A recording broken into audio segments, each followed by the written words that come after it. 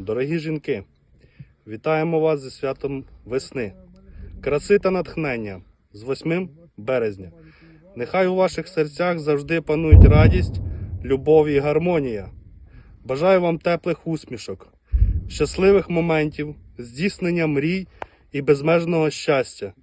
Нехай кожен день приносить вам тільки приємні емоції та гарний настрій. З найкращими побажаннями екіпаж Колібрі. І хочемо вам на сьогодні влаштувати невеличкий феєрверк, скажімо так, прожарочку. Слава Україні!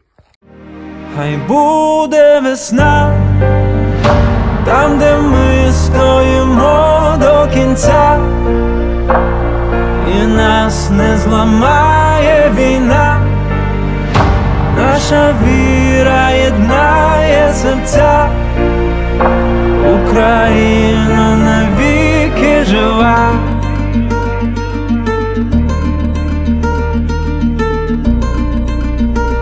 Україна – це наша земля.